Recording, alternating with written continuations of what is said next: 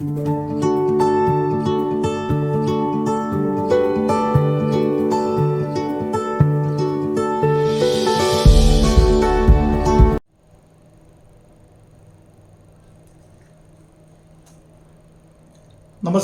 मी प्रशांत आगवेकर कुलकर्णी. मागच्या भागामध्ये आपण बोललेलो होतो की या भागामध्ये ॲक्च्युली मराठी शेअर मार्केट शिकायला चालू करणार आहे. मागच्या आठवड्यात तुम्ही बघितलं असाल मित्रांनो की आपण उत्पन्न आणि उत्पन्नाचे स्रोत ह्याच्यावर आपण माहिती घेतलेली आहे की आपलं कशा पद्धतीनं इन्कम वाढणार किंवा वाढायला पाहिजे दरवर्षी किंवा दर प्रत्येक वेळेला 1-0 वाढली पाहिजे आपल्या वयाच्या, ह्याच्यावर सगळ्यावर आपण आता चर्चा केलेली आहे. आपण आता काय करणार आहे, डिटेलमध्ये चर्चा करणार आहे की मराठी शेअर मार्केट. तर ह्याच्यामध्ये काय काय येतं आता आपण सोप्या पद्धतीने शिकायचं आहे. स्टॉक म्हणजे काय, शेअर म्हणजे काय, त्याची मूळ किंमत किती असते, त्याचं ट्रेडिंग म्हणजे व्यवहार कसे होतात, ट्रेडिंग म्हणजे व्यवहार कोण कसं केव्हा करतो, ब्लॉक डील म्हणजे काय, बल्क डील म्हणजे काय, प्रत्यक्षात ट्रेडिंग करताना आपल्याला मीडिएटर म्हणजे मध्यस्थ कोण असतो, NSE म्हणजे काय, नॅशनल स्टॉक एक्सचेंज, BSE म्हणजे काय, बॉम्बे स्टॉक एक्सचेंज, ह्याचं ॲक्च्युली काय, व्यवहार करताना आपण इंट्राडे, डिलिव्हरी, या सगळ्याची माहिती आपण स्टेप बाय स्टेप आपण एक आता मी क्लिप तयार करतोय आणि त्या क्लिप 15 स्टेप बाय स्टेप आपण ते ओपन करूया आणि शांतपणे तुम्ही वही पेन घ्या आता, कारण आज ॲक्च्युली प्रत्यक्षात कोर्स चालू झाला आहे. थँक्यू. तर मित्रांनो, स्टॉक किंवा शेअर मार्केट आता यामध्ये मोस्टली असं संबोधलं जातं आहे की बुल आणि बेर, ह्याला म्हणतात की बुलिश आणि बेरिश. एक साईडला बुलिश म्हणजे मार्केट टॉपला जाणे किंबहुना पॉझिटिव्ह असणे आणि बेरिश म्हणजे निगेटिव्ह असणे किंबहुना रेड साईडला असणे, निगेटिव्ह असणे, असं त्याचा बुलिश आणि बेरिश. तुम्ही मार्केटमध्ये ऐकलं असाल, आज मार्केट वर चढलं, मार्केट खाली आलं, मार्केट वर गेलं तर त्याला बुलिश म्हणतात, मार्केट खाली पडलं त्याला बेरिश म्हणतात. आता ॲक्च्युली शेअर मार्केट म्हणजे काय, आता इथलं स्टॉक किंवा शेअर म्हणजे काय, तर इथे स्टॉकचा अर्थ अशा अर्थाने घेतलेला आहे की स्टॉक म्हणजे इथं वस्तूच्या अर्थाने घेतला आहे. स्टॉकचा अर्थ काय येतो बऱ्याच ठिकाणी, साठा.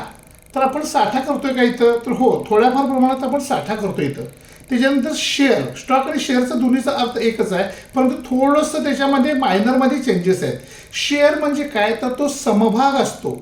समभाग म्हणजे एखादी कंपनी जर स्थापन केली आपण तर त्याचा शेअर्स आपण घेतो, समभाग. त्याच्यावर आपण एक दिवस वेगळा सेशन घेऊया, पण आत्ता आपण फक्त त्याच्यावर शेअर आपण एक म्हणजे तुमचा भाग. समजा आपण घरात 4 जण राहतोय, त्याच्यामध्ये 2 मोठे पॅरेंट्स आहेत आणि 2 छोटे लहान मुलं आहेत, किड्स आहेत, चिल्ड्रन्स आहेत त्यांचे. तर ह्याच्यामध्ये मोठ्यांचा भाग ऑब्व्हियसली जास्त असणार, छोट्यांचा भाग ऑब्व्हियसली कमी असणार, त्याला म्हणतात शेअर्स. आणि असे शेअर सगळे आपल्याकडे एकत्रित साठा करणे म्हणजेच त्याला म्हणतात स्टॉक किंवा स्टॉकचा साठा असणं. मग तो स्टॉक 1 असू शकतो, 10 असू शकतो, 100 असू शकतो, 1000 असू शकतो, लाख असू शकतात. बरोबर आहे. आता त्याची मूळ किती किंमत असते, त्याचे ट्रेडिंग म्हणजे व्यवहार कसे होतात, ट्रेडिंग कोण करतो, केव्हा करतो, कसं करतो, त्यात ब्लॉक डील म्हणजे काय, बल्क डील म्हणजे काय, ह्याच्यावर आता आपण जाऊया. आता हे जे तुम्हाला मित्रांनो दिसत आहेत स्टॉक, की यामध्ये उदाहरणार्थ टाटा कन्सल्टन्सीचा स्टॉक आहे, इन्फोसिसचा आहे, टेक महिंद्राचा आहे, कोल इंडियाचा आहे, प्रॉक्टर अँड गॅम्बल आहे, लार्सन टोब्रो हिर आहे, असे HDFCचं आहे, असे भरपूर स्टॉक आहेत, आयशर मोटर्स आहे, असे हे भरपूर स्टॉक आहेत की जेणेकरून ह्यातली उत्पादन आपण रोजच्या रोज घरी वापरतो. तर हे काय करतो आपण, हे आपण समभाग किंवा शेअर्स ज्या वेळेला मार्केटमधून विकत घेतो आणि त्याचा साठा आपल्याकडे होतो, त्याला आपल्याकडे शब्द वापरला आहे की स्टॉक. तर तू आपल्याकडे एक बोला चालीची पद्धत आहे की तुला किती स्टॉक आहे बाबा, TCSचा स्टॉक किती आहे, LNTचा स्टॉक किती आहे, तर तू सांगतो माझ्याकडे 10 घेतलेत, 20 घेतलेत, 50 घेतलेत, 100 घेतलेत, ज्याच्या त्याच्या ऐपतीप्रमाणे आणि आर्थिक कुवतीप्रमाणे तो विषय अवलंबून आहे. आता शेअर किंवा स्टॉक कसा तयार होतो, कुठून येतो, किंवा तो मार्केटमध्ये लिस्ट कसं होतो, तर बेसिकली शेअर किंवा कुठला पण स्टॉक तयार व्हायच्या अगोदर एक 2 किंवा 5 जण किंवा 11 जण किंवा 13 जण मिळून एक कंपनी काढतात. सर्वात पहिल्यांदा एक कंपनी असते प्रायव्हेट लिमिटेड, ती 2 किंवा 2पेक्षा जास्त लोकांच्या तयार होते. त्याच्यानंतर 5 किंवा 5पेक्षा जास्त झाली किंवा 7-7चा नियम आहे की ही सेक्शन 8 खाली मिनिस्ट्री ऑफ कॉर्पोरेट अफेअर्सकडनं ही कंपनी रजिस्टर करून घ्यावी लागते.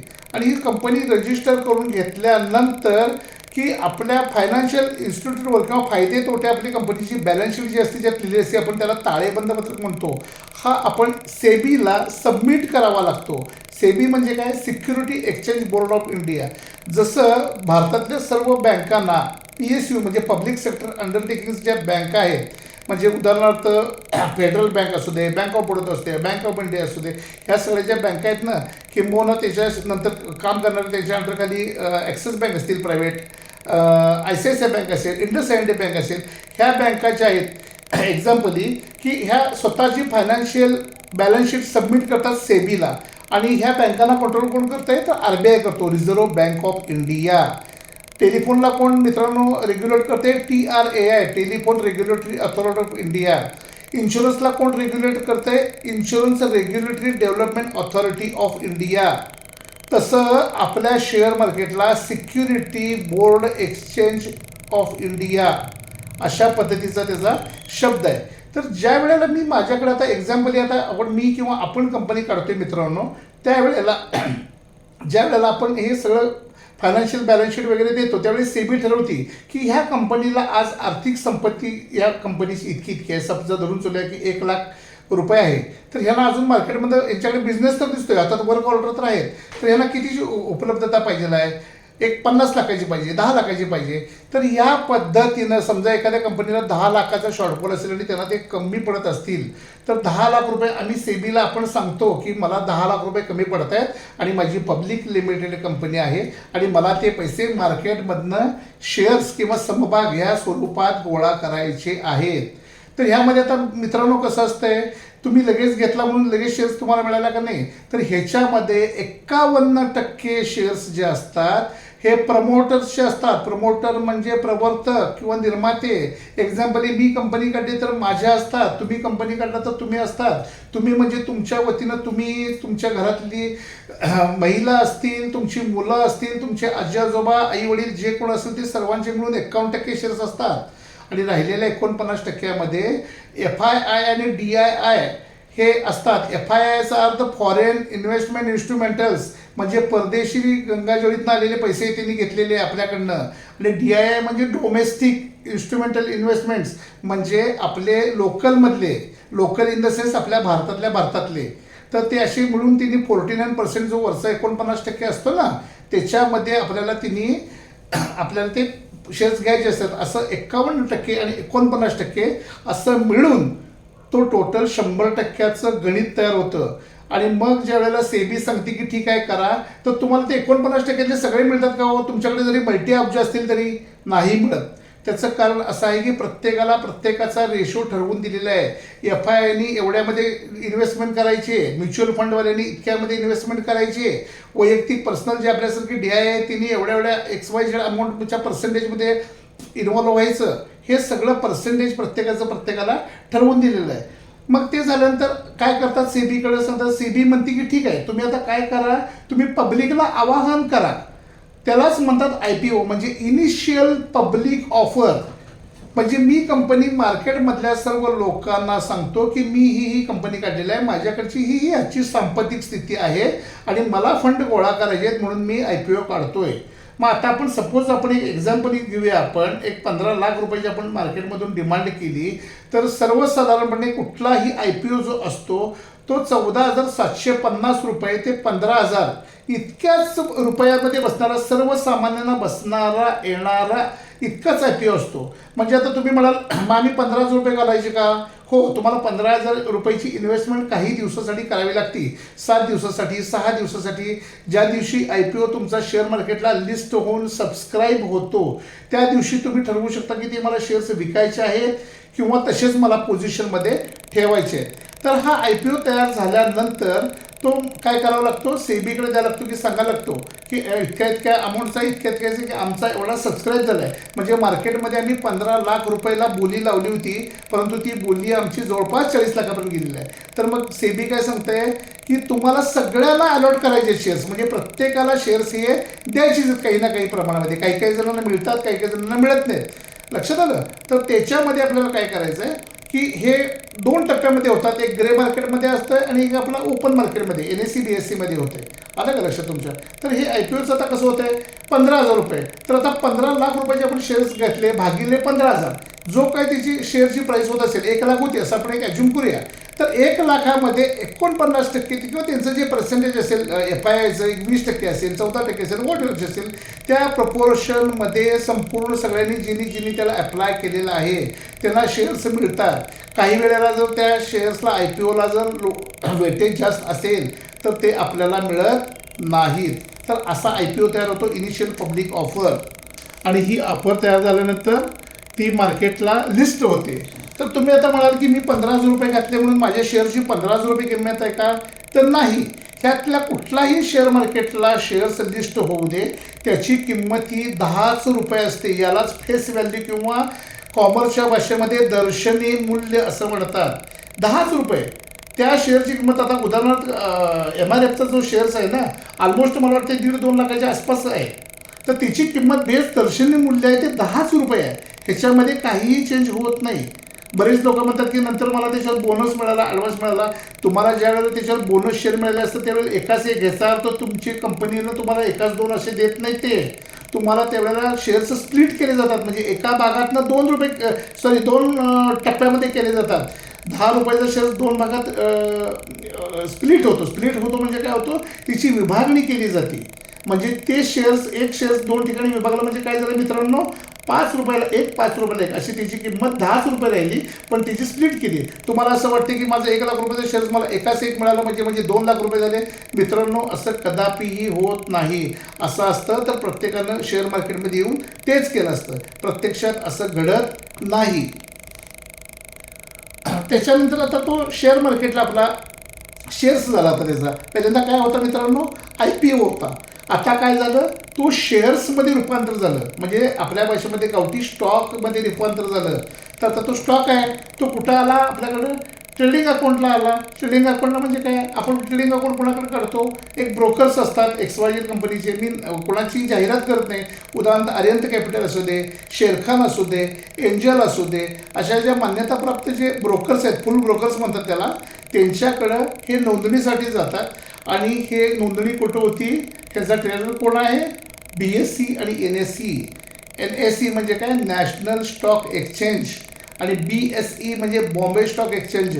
तर हे का तयार झालं, BSEच्या अगोदर आणि NSEच्या अगोदर 1875 साली भारतामध्ये प्रेमचंद रॉय नावाची एक व्यक्ती होती. त्या व्यक्तीनं सगळ्यात पहिल्यांदा शेअर मार्केट चालू केलं. पूर्वी कसं होतं, अशा पद्धतीनं कॉम्प्युटर वगैरे काही नव्हते, फिजिकली चालायचं. म्हणजे तुम्ही मला सांगायचं की माझा हा धंदा आहे, ह्यातला तुला एक मी 10% देतो, 20% देतो, त्यात नफा नुकसान जसं येईल तसं. समजा मी एक तुम्हाला 100 रुपयाचा तुमचा व्यवसाय असेल, त्यावेळची गोष्ट आहे, त्यावेळची 100 रुपये म्हणजे आत्ताची किमान 10 लाख रुपये झाले 1875 मधले. तर मी तुमच्या याच्यामध्ये किती, एक 20% पाठवतो, म्हणजे 100 रुपये तुम्हाला 20 रुपये देतोय. तर ज्या 20 रुपयावर माझं नफा नुकसान होईल, त्या नफा नुकसान पद्धतीने तुम्हाला प्रॉफिट पण मिळेल, आणि माझा जर लॉस झाला तर मला लॉस पण मिळेल. अशा या तत्वावर भारतीय शेअर मार्केटची आणि जगातल्या सगळ्या शेअर मार्केटची निर्मिती झालेली आहे. बॉम्बे स्टॉक एक्सचेंजची निर्मिती कधी झाली, 1992 साली झाली. आणि NSEची किती झाली, त्यानंतर काही वर्षांनी झाली. कशामुळे झाली, जे NSEची स्थापना करण्याची गरज नव्हती, परंतु काय NSEची स्थापना झाली की जे फ्रॉड व्हायला शेअर मार्केटमध्ये. आणि त्यावेळी कॉम्प्युटरायझेशन वगैरे काय नव्हतं, त्यावेळी फिजिकल नोट होती, म्हणजे ऑन पेपर कागदावर व्यवहार व्हायचे. तुम्हाला एक एक्झाम्पल, माझं उदाहरण सांगतो. 1994 साली ज्यावेळेला मी सेल कंपनीचे शेअर्स घेतले होते, स्टील ऑथॉरिटीज ऑफ इंडिया लिमिटेडचे, तो शेअर्स मी 3 रुपये 60 पैशाला घेतला होता. की ज्या वेळेला आम्हाला 5% ब्रोकरेज होतं, की जे आता ब्रोकरेज कमी होऊन फक्त 2 पैशावर आलेलं आहे, किंबहुना 20 रुपये पर ऑर्डर आलेलं आहे, इतकं कमी झालेलं आहे. तर तोच 3 रुपये 60 पैसे शेअर्स माझा 6 महिन्यानंतर 8 रुपये त्याची प्राईस झाली होती. त्यावेळी तो मी विकून टाकला. त्यावेळेला मी तुमच्यासारखाच मित्रांनो नौखा होतो, मला ह्यातलं काहीही कळत नव्हतं. परंतु मी एक तयारी केली म्हणायची की ठीक आहे, बघूया तरी, आपण प्रयत्न तर करू, बघूया. आणि माझ्यासाठी काय 50-100 रुपये जास्त नव्हते. त्यावेळेला मी 3 रुपये 60 पैशाने 100 शेअर्स घेतले, 360 रुपये झाले. तो शेअर्स माझा 6 महिन्यानंतर 800 रुपयाला गेला. ह्याचा अर्थ प्रत्येक शेअर्स असे मित्रांनो जाणार आहेत काय, नाही. पण तो 3 रुपये 60 पैशाचा मी ज्यावेळेला शेअर्स घेतला, त्यावेळेला आत्ता कसं कॉम्प्युटर वगैरे तुम्हाला सेकंदाला किंवा मायक्रो सेकंदाला त्याच्यावर ट्रेड खालीवर होताना दिसत आहेत, 5 पैसे. मित्रांनो सॉरी, थोडंसं टेक्निकल प्रॉब्लेम होता, त्यामुळं व्हिडिओ डिस्कनेक्ट झाला होता. मी परत कंटिन्यू करतोय. आत्ता जसं मी तुम्हाला सांगितलं की 3 रुपयेचा स्टॉक माझा किंवा शेअर्स सेलचा SAIL, steel authority of India लिमिटेडचा 8 रुपये झाला. असे सर्वांचेच होणार आहेत का हो? तर नाही होणार आहेत. तर यासाठी 100 रुपये शेअर आपला 120ला जाईल, 130ला जाईल, 140ला जाईल, 150 रुपयाला जाईल, किंबहुना तो खाली पण जाऊ शकतो. अशा वेळेला आपण तो काय करतो, तो स्टॉक मेंटेन करतो, होल्ड करतो. त्यालाच म्हणतात की होल्डिंग. इथं कसं आहे, एकानं बाय केलं म्हणून एकानं सेल केलं आणि एकानं सेल केलं म्हणून ते बाय झालं. That is the deal. म्हणजे ह्यालाच म्हणतात सौदा झाला, वस्तू विनिमय झाला, एकाकडून घेतलं आणि एकाकडून दिलं. आता ह्याच्यामध्ये दोन मोठे पार्ट आहेत, ब्लॉक डील करणे आणि बल्क डील करणे. समजा आता यामध्ये आपल्याला जर ब्लॉक डील करायचं असेल तर दोन पक्षामधील म्हणजे बायर आणि सेलरमध्ये 5 लाख शेअर्स किंवा मिनिमम त्याची अमाऊंट पाहिजे 5 कोटी रुपये. जे दोघं एकमेकांची सहमती करतात शेअर्स कधी, की समजा मी तुम्हाला 5 कोटी रुपये देतो मिनिमम किंवा 5 लाख रुपयाचे शेअर्स देतो, सॉरी 5 लाख क्वांटिटीचे शेअर्स देतो, ह्या दोघांच्यात आपापल्यात एक सहमती बनती. तर हे कसं होतंय, रेग्युलर ट्रेडिंगच्या वेळेमध्ये होते का नाही. रेग्युलर ट्रेडिंगची वेळ किती आहे, सकाळी 9 ते दुपारी 3:30 वाजेपर्यंत. त्यातले 9 ते पहिले 9 ते 9:15 वाजेपर्यंत काय आहे, त्याच्यामध्ये आपला प्रिपरेशन टाइम असतो. म्हणजे तेवढ्यामध्ये सगळे स्टॉक सेट होतात आणि ऍक्च्युअली व्यवहार किती वाजता चालू होतात, वाजून 15 मिनिटापासून. आणि 9:15 9:50 म्हणजे सकाळचे 9:45 झाल्यानंतर हे ब्लॉक डील्स पार पडतात. कारण हे सौदे खूप मोठे असतात. काही वेळासाठी, काही क्षणासाठी शेअर मार्केटमधली सेवा त्या स्टॉक पुरती किंवा त्या शेअर्स पुरती काही क्षणासाठी विस्कळीत होती. लक्षात येतं का? त्यात कसं असते, ती डिलिव्हरी असते, मी तुमच्याकडून घेतो किंवा तुम्ही माझ्याकडनं घेता. ह्याला म्हणतात ब्लॉक डील. तुमच्या लक्षात येते का बघा, लिहून घ्या. 5 लाख शेअर्स किंवा मिनिमम 5 कोटी अमाऊंट, मिनिमम 5 कोटी म्हणतोय मी. तर हे 5 लाख शेअर्स किंवा मिनिमम 5 कोटीचे ज्या वेळेला डील होतं दोघांच्यातलं, खरेदी विक्री, मी तुम्हाला देईन किंवा तुम्ही मला द्याल, किंवा मी तुम्हाला विकेन किंवा तुम्ही मला विकाल, त्याला म्हणतात ब्लॉक डील. आणि हे जे स्टॉकचं झालं, एक्सवायझेड स्टॉकचं, ह्याचं सेबीला आणि जे कन्सर्न ब्रोकर हाऊस आहे सगळ्यांना तुम्हाला ह्याचा डिटेल्स म्हणजे तपशील द्यावे लागतात. आणि त्यांची जी NSE आणि बाकीच्या कन्सर्न कंपन्यांची वेबसाईट आहे त्याच्यावर खुलासा करावा लागतो. आणि हे आपण आपल्या शेअर मार्केटच्या ट्रेडिंग ऍपवर बघू शकतो. मित्रांनो, हे झालं ब्लॉक डील. आता बल्क डील म्हणजे काय? बल्क डील म्हणजे काय, असं तिथं ट्रेडिंग आहे, तिथं खरेदी किंवा विक्री केलेल्या शेअरचं जे प्रमाण असतंय लिस्टेड कंपनीच्या शेअरच्या 0.5% पेक्षा त्याची हे जास्त असते. म्हणजे उदाहरणार्थ 100 शेअर्स असतील तर त्याच्या 5% जास्त, म्हणजे 6 असेल, 7 असेल, 8 असेल, 10 असेल, तर हे होते बल्क डील. तर बल्क डीलचं ट्रेडिंगचं मॅनेजमेंट कुणी करायचं असते, ट्रेड करायचं हे ब्रोकरनं करायचं असते. आणि ब्रोकरला जेव्हा व्यवहार करतो तेव्हा त्यांना काय करायचं आहे, स्टॉक एक्सचेंजला म्हणजे सेबीला आणि BSE NSE ह्या व्यवहाराचे डिटेल्स द्यायचे. समजा आता तुम्हाला आणि मला एखाद्या कंपनीचे 1 लाख रुपयाचे शेअर्स घ्यायचे आहेत किंवा 1 लाख क्वांटिटीचे शेअर्स घ्यायचे आहेत, तर त्याच्या 5% मध्ये त्या कंपनीचे त्या बॅलन्स शीट प्रमाणे आहे किंवा त्या कंपनीचे जितके शेअर्स मार्केटमध्ये अवेलेबल आहेत त्याच्या 5% पेक्षा जास्त, म्हणजे 6, 7 असतील, 8 असतील, 10 असतील, तर तुम्ही त्या ब्रोकरला सांगू शकता की एक्झाम्पली माझा अकाउंट शेअरकनला आहे किंवा माझं एक्झाम्पल अकाउंट अरिहंत कॅपिटलला आहे. तर ह्यांना मी सांगावं लागतं की मी बाबा इतक्या इतक्या रकमेचं, समजा एखाद्या XYZ कंपनीचे 10 लाख शेअर्स आहेत, त्याच्या 5% म्हणजे 50,000 किंवा 51,000 शेअर्स मी ऍट अ टाइम बाय करतोय किंवा सेल करतोय. आणि हे तुम्हाला आणि मला दिसत असतं ट्रेडिंग करताना. ह्यात कुठलीही लपवाछपवी वगैरे सेबीकडून किंवा NSE कडून किंवा आपल्या ब्रोकरकडून होत नाही. हे पूर्णपणे सगळं व्हिजिबल आहे, आपल्याला ते पूर्ण दिसू शकतं. आता हे जे आपण डील करतो, डील म्हणजे सौदा करतो, ह्याच्यामध्ये कोण कोण सहभागी आहे मित्रांनो? मगाशी जसं मी बोललो तुम्हाला, फंड हाऊसेस आहेत, परदेशी संस्थात्मक गुंतवणूकदार म्हणजे जे मगाशी तुम्हाला बोललो मी FII, फॉरेन इन्व्हेस्टमेंट इन्स्ट्रुमेंटल्स, हे परदेशी झाले. बँका आपल्या, खाजगी बँका असू देत, सरकारी बँका असू देत, किंवा विमा कंपन्या असू देत, बजाज अलायन्स असू दे, लाईफ इन्शुरन्स असू दे, अशा सारख्या विमा कंपन्या. आणि HNI सारख्या व्यवहारामध्ये प्रवेश करण्यासाठी आवश्यक असं मी दिले. HNI चा अर्थ लक्षात घ्या मित्रांनो. HNI म्हणजे high net worth individuals. High net worth individuals म्हणजे ज्यांची सांपत्तिक स्थिती अपेक्षापेक्षा प्रमाणापेक्षा जास्त आहे, त्याला म्हणतात HNI. हा शब्द कॉर्पोरेटमध्ये, शेअर मार्केटमध्ये आणि इन्शुरन्समध्ये खूप मोठ्या प्रमाणात आणि बँकिंगमध्ये वापरला जातो. हाय नेटवर्थ इंडिव्हिज्युअल कस्टमर्स म्हणजे उदाहरणार्थ बँकेत गेलो, एखाद्याची 1 कोटी 10 कोटीची जर ठेव असेल तर त्याला HNI असं संबोधलं जातं. इन्शुरन्स कंपनीमध्ये एखाद्याची मोठी जर 1 कोटीची 10 कोटीची पॉलिसी केली, पॉलिसी म्हणजे प्रीमियम घेऊन, मग ते बजाज अलायन्स असू दे किंवा लाईफ इन्शुरन्स असू दे, ह्याच्यामध्ये जर केलेलं असेल, मी कुठल्याही कंपनीची जाहिरात करत नाही आहे, तर ह्यांना जे कस्टमर करतात ह्यांना HNI असं संबोधलं जातं. आणि ह्याची जी टक्केवारी असते ना शेअरची, ही त्यांचा जो पर्सेंटेज आहे ना, ते वैयक्तिक त्यांच्या पर्सनल मधले असतात. आता इथे मी जे लिहिलंय ना, त्याच्या खिशातले गुंतवणूक असतात, खोल खिशातील असं म्हणजे डीप पॉकेट क्लोज मध्ये असतात ते त्यांच्या.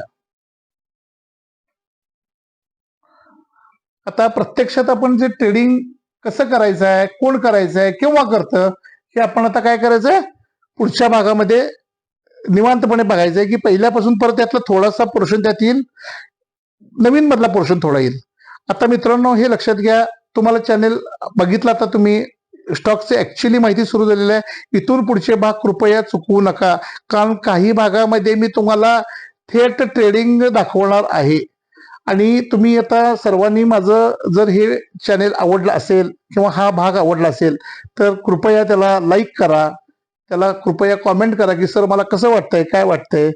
सबस्क्राईब करा बेलचं बटन दाबून आणि तुमच्या मित्रमैत्रिणींना, ग्रुपना, सर्वांना कृपया शेअर करा. थँक्यू.